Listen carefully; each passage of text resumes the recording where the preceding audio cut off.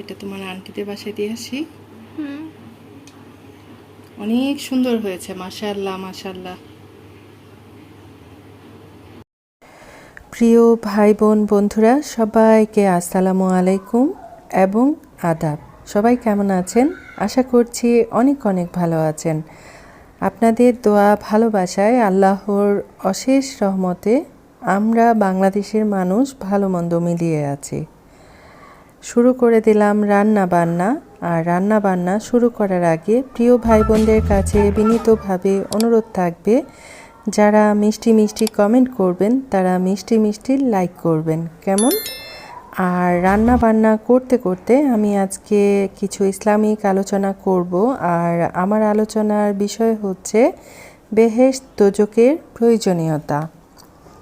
ইসলামী আকিদা বা মূলনীতি বলতে আমরা সর্বশক্তিমান, ন্যায় বিচারক, সর্বজ্ঞাময়, রক্ষাকর্তা, জীবনদাতা, মৃত্যুদাতা, কর্মফলদাতা, অদ্বিতীয় লা শরীক আল্লাহকে চিরজীবী রূপে দেখতে পাই।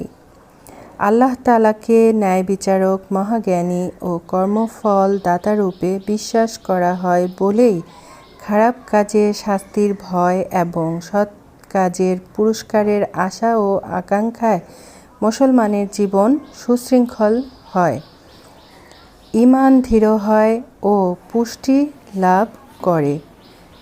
নেক বদ ও পাপ পুণ্যের শাস্তি ও পুরস্কার আছে বলেই বেহেশত ও দোজখ সৃষ্টির প্রয়োজন হয়েছে।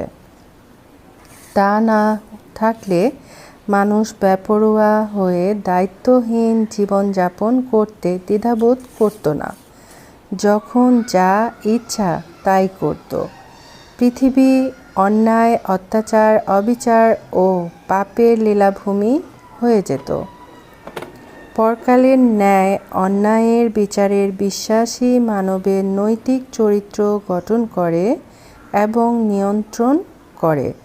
পরকালে বিশ্বাসী একজন লোকের নৈতিক চরিত্র যেরকম হয়, অবিশ্বাসী এর বিপরীত হয়। পরকালের বিশ্বাসী মানুষের মধ্যে ভালো ও মন্দের প্রভেদ সৃষ্টি করে এবং বিবেককে মজবুত করে। বেহেশত দোজখ না থাকলে পরকালের বিচারের কোনো প্রয়োজনীয়তা থাকতো না। অন্য কোনো ধর্মে বেহেশত দোজখের সঠিক বর্ণনা নেই। বেহেশতের অফুরন্ত সুখ সম্পদের ও দোজখের ভয়াবহ শাস্তির বর্ণনা দেয়া সম্ভব নয়। নিম্নে বেহেশত দোজখের নাম দেয়া হলো। আরেকটা বিষয় হচ্ছে, বেহেশত হচ্ছে 8টি, দোজখ হচ্ছে 7টি। নামগুলা নাই বললাম। আর আপনাদের সাথে কথা বলতে বলতে আর ইসলামিক আলোচনা করতে করতে অলরেডি আমি কিন্তু অনেক কিছুই রান্না করে ফেলেছি। আজকে খুবই ছিমছাম রান্না। আর দেশের অবস্থা যেহেতু ভালো না, আমাদের মন মানসিকতাও খুব একটা ভালো নাই, এটা আমরা সবাই অবগত আছি। তাছাড়া নেট অনেক সময় ঠিকঠাক কাজ করছে, বেশিরভাগ সময়ই নেটটা স্লো থাকছে, এটা আমরা সবাই জানি, তাই না? তো কিছু মাছ আগের দিন আমি মেরিনেট করে রেখে দিয়েছিলাম। এই আগের দিন একটু মাছ মেখে রেখে দিলে পরের দিন কাজকর্ম কিন্তু অনেক শর্টকাট মনে হয়, ঝামেলাটা কম হয়। বাহিরে প্রচুর বৃষ্টি হয়েছে, আমার পেঁপে গাছগুলা হেলে দুলে পড়ছে। আর বিকেলের নাস্তার জন্য কি করছি, ফ্রেঞ্চ ফ্রাই বানাবো, সে কারণে একটু গরম পানির মধ্যে আলুগুলা একটু ভাপ দিয়ে নিচ্ছি। আর গরম পানির মধ্যে একটু মরিচের গুঁড়া আর একটু লবণ ব্যবহার করব, তারপর ঝরা দিয়ে রেখে দিব। আর এখানে রান্না করেছি লাল শাক, তারপর এই যে কারো কারোর জন্য মাছ ভাজা।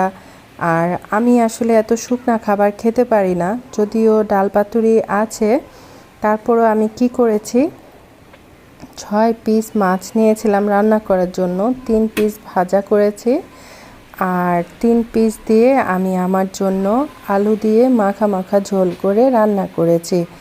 আমার কাছে একটু ঝোল খাবার খেতেই বেশি ভালো লাগে, শুকনো শুকনো খাবার তো একদম পছন্দ করি না। তো যাই হোক, অনেক গল্প করলাম, অনেক কথা বললাম। আমার ভিডিওগুলা কার কাছে কেমন লাগছে অবশ্যই জানাবেন। আর এদিকে আমি কি করেছি, এই যে ফ্রেঞ্চ ফ্রাই বানানোর জন্য যে আলুটা হালকা 2-4 মিনিট ভাপ দিয়েছি, সেটা আবার একটা ছাঁকনিতে ঝরা দিয়ে রাখলাম। এটা ঠান্ডা হলে একটু ময়দা আর একটু লবণ মেখে তেলে ভেজে নেব। এখানে কি কি নুডলস দিয়েছো একটু বলো তো। দুইটা হচ্ছে ম্যাগি, একটা মামা নুডলস যেটা স্পাইসি সেটা, আর হচ্ছে ম্যাকারোনি, মানে পাস্তা।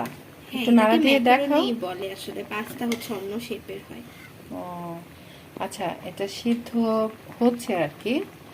আর এগুলা রান্না করার জন্য কি কি নিয়েছো বলো। এটা একটা হচ্ছে এখানে ক্যাপসিকাম, তারপর হচ্ছে গাজর, পেঁয়াজ, মরিচ। তারপরে ডিম একটা নিয়েছো কেন?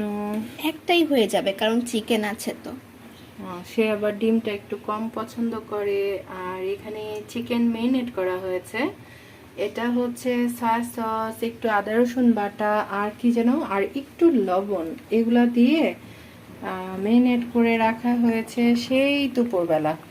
আর এখন সন্ধ্যা এখনো হয় নাই, বিকেল আর কি, বিকেল গড়িয়ে সন্ধ্যা হওয়ার পথে। আর এটা বিকেলের নাস্তা বা সন্ধ্যার নাস্তার জন্য আয়োজন করা হচ্ছে। তো ঠিক আছে, থাকেন আমার সাথে। এখন আগে কি রসুন দিচ্ছ?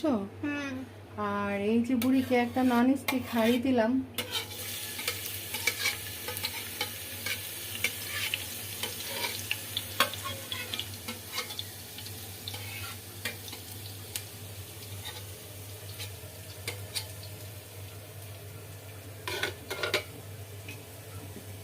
কি ব্যাপার, বাবুর্চি কোথায়? বাবুর্চি রান্না বসাই দিয়ে কোথায় গেছো? আজকে এত মশা, থেকে যে এসেছে না, বাইরে বৃষ্টি হচ্ছে তো ওরা আশ্রয় নেওয়ার জন্য ঘরে আসছে।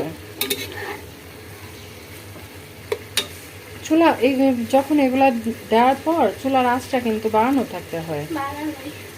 বাড়ানো না, কেকটা দিয়ে দেই। হ্যাঁ দিয়ে দাও, এগুলার সাথেই তো দিয়ে দেবা। ভাঙা আছে, ভাঙা আছে। ये क्या है? এ क्या है? এটার সাথে একটু লবণ দাও।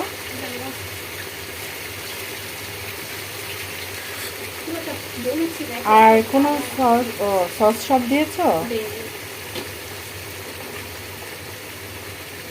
তোমার একটা আন্টি আর আমার রাবু আপু, হ্যাঁ হ্যাঁ, কতদিন যে বলেছে যে আপু তোমার মেয়ে যে পাস্তা রান্না করে বা নুডলস রান্না করে সেই রেসিপিটা শেয়ার করবা। অনেক দিন বলেছে।